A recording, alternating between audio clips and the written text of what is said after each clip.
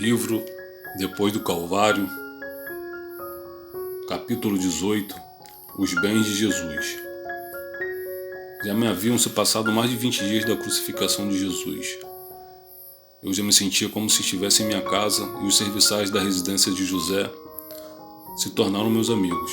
Salomé, a cozinheira, Isabel, que cuidava da casa, Tobias, que era quem transportava José, cuidava dos animais e fazia as compras no mercado, e Josué, seu braço direito, que resolvia toda a parte burocrática. Estava sentado na varanda contemplando a cidade baixa e ouvindo o barulho do povo na rua em busca do pão de cada dia, quando descobri que estava muito feliz. Sorri ao me lembrar daquela tarde, aqui mesmo em Jerusalém, quando me senti o último dos mortais ao ver o Messias na cruz, e concluí: ninguém tem o controle da manhã. Ainda sorria quando José de Arimateia se aproximou e também sorrindo brincou: pago-te um bom dinheiro pelo pensamento que te faz sorrir. Levantei e o abracei contente. Ele perguntou: então, no que pensaste? Ah, meu bom José, meu pai de outras eras, descobri em meu coração algo muito bom e quero repartir contigo, pois tens culpa nisso também. Ainda há pouco concluí que sou muito feliz. Ora, esse é mais que um bom motivo para sorrisos. Sabes, Cleófas, neste mundo em que vivemos, onde a escravidão é a lei dos mais fortes dominam, ver um homem feliz é como encontrar uma moeda em um deserto, depois de tê-la perdido. E digo-te mais, encontrar duas moedas nesse mesmo deserto é ainda mais difícil, mas aqui está diante de ti outro homem feliz. Demos boas gargalhadas. José sentou-se ao meu lado e conversamos por um bom tempo. Então perguntei a ele: José, disseste que falarias sobre a ressurreição. Estou esperando esse momento. Tens algo a me dizer que alguém ainda não falou? A te dizer, não. Apenas falei que tenho minha maneira de pensar, conforme ouviste de longe-nos.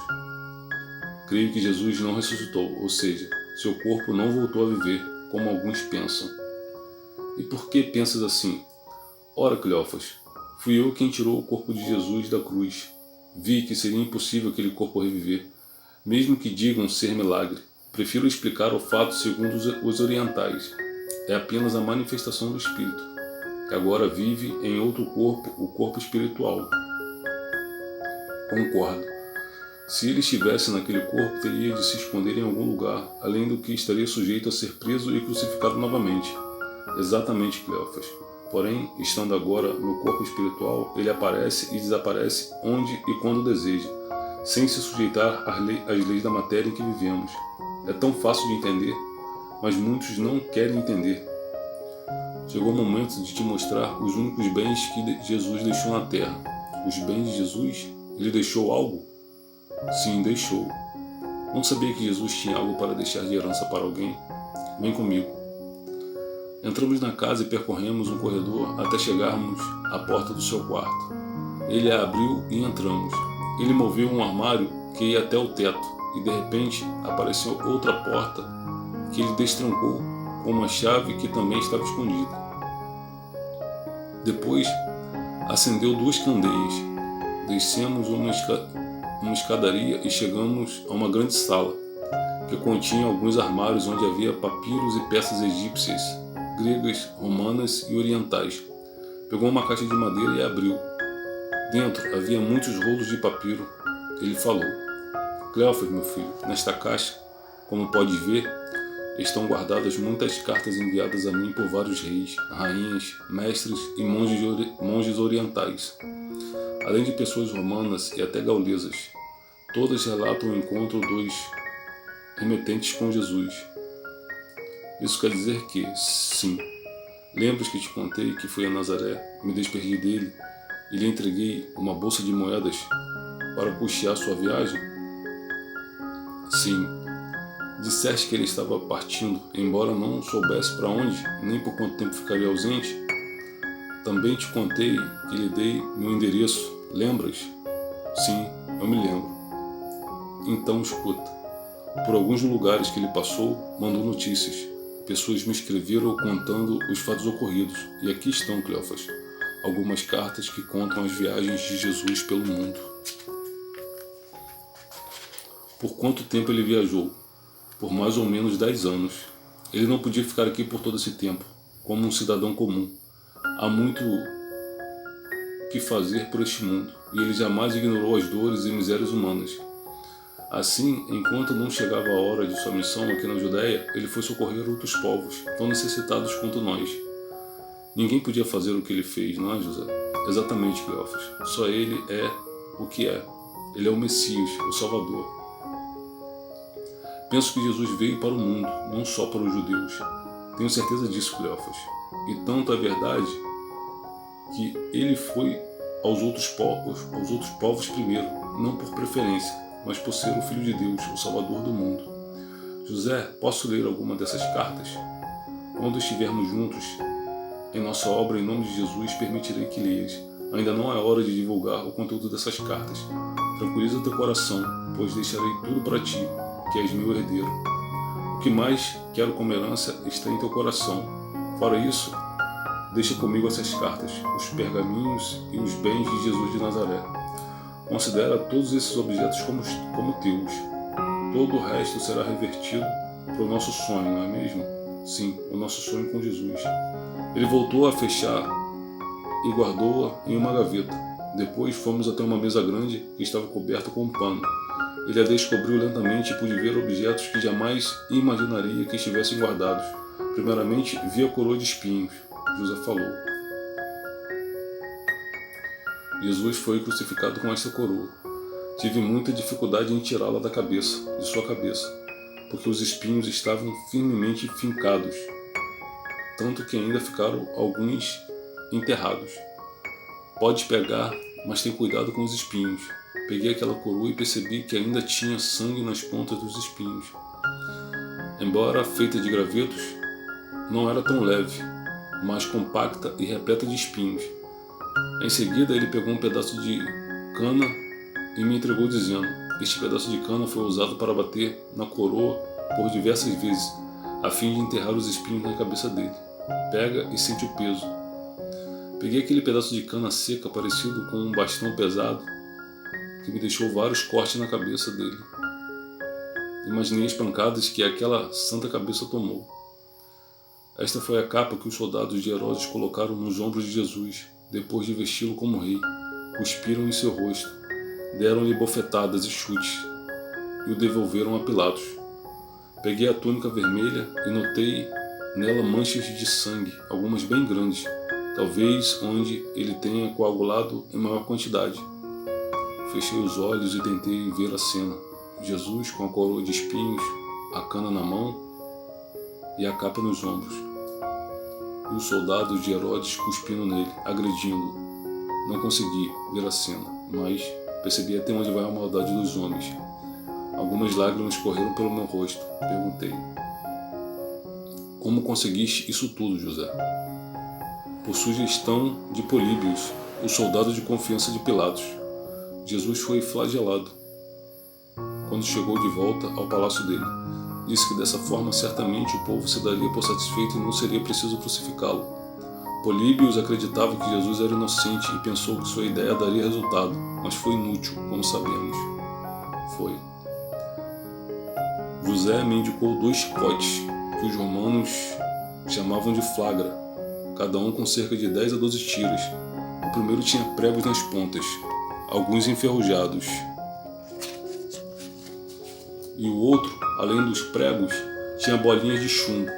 O cabo dos flagras era curto e pesado. José falou: imagina, Cleófas, a dor do flagelado, amarrado a um poste, vestido apenas com a roupa íntima e com as pernas abertas.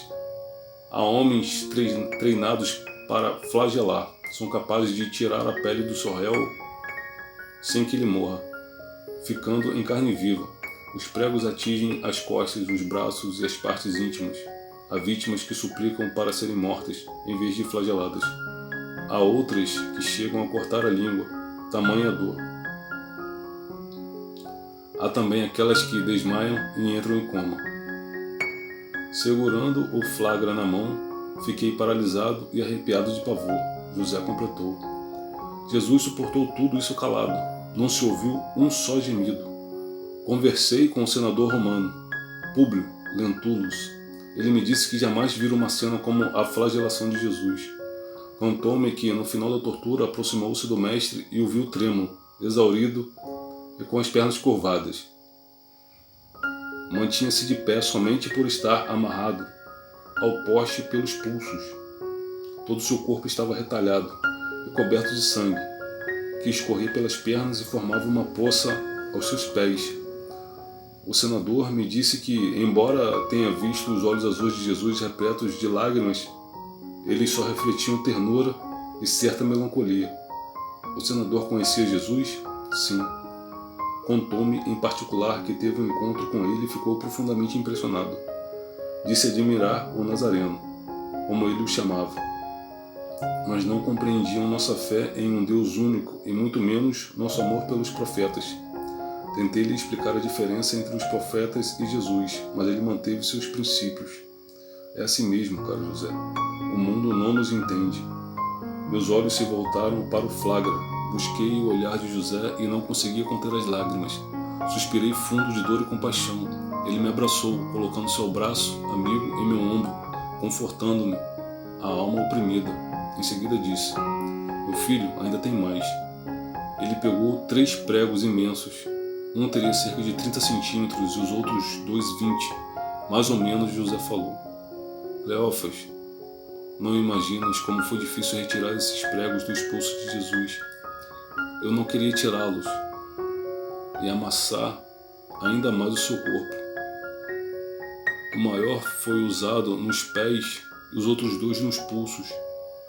Todos foram fincados com uma marreta que não consegui pegar.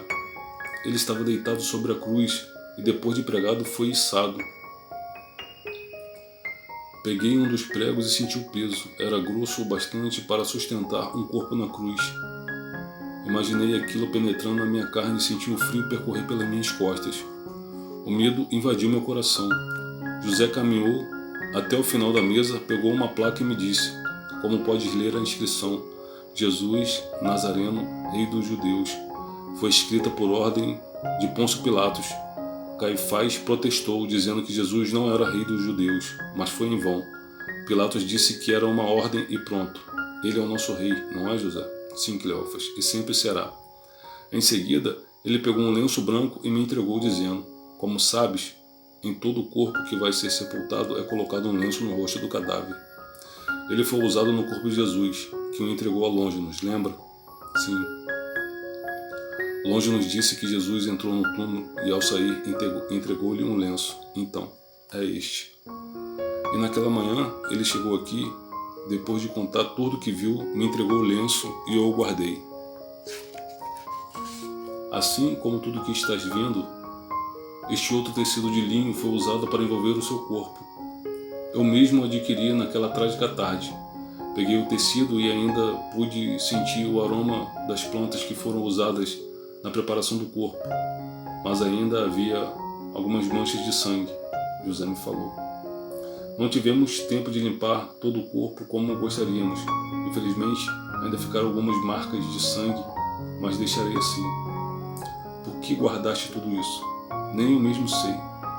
Mas ao chegar no palácio de Pilatos, foi como se uma voz me ordenasse para adquirir os objetos usados no sacrifício do Messias, e assim o fiz.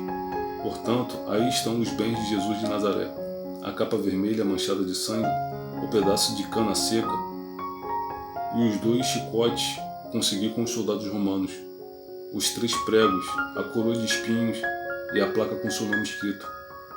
Peguei sem o sepultamento. O lenço eu recebi de Longinos, e o tecido de linho usado em seu sepultamento foi Marcos quem me trouxe. Estes são os bens de Jesus de Nazaré. Sim, ele não deixou ouro, joias, terras, nem manuscritos algum. E está tudo aqui. Porém, ele deixou um tesouro riquíssimo, de incalculável valor, só que está escondido. Deixe de brincadeira, José. Não estou brincando. Esse tesouro de que falo está escondido no coração de muitos que souberam guardá-lo, e não há preço que o pague. É o seu exemplo de amor e a mais bela mensagem que a terra já recebeu, o seu evangelho. É verdade, José. Esse tesouro vale mais do que qualquer ouro na terra. Ficamos por alguns momentos ali como magnetizados por aqueles objetos de tortura. A coroa de espinhos tinha o seu sangue, assim como os pregos, os chicotes, a capa, o lenço e o tecido de linho. Somente a placa não continha sangue. Tudo tinha sua marca. Fiquei por algum tempo passando a mão naquelas peças e fui contornando a mesa, tentando formar imagens com cada um daqueles terríveis instrumentos que torturaram e mataram o Messias. De repente, perguntei a José: José, quem foi mesmo que te deu o tecido de linho? Foi Marcos, o filho de Maria Marcos. Preciso falar com ele. Por qual motivo? Vamos agora, conto-te no caminho. Queres falar com ele agora? Sim, agora mesmo. José cobriu os objetos, subimos a escada, ele trancou a porta secreta e chegamos ao seu quarto. Ele abriu a porta e vimos Tobias de pé, na sala, aguardando-o.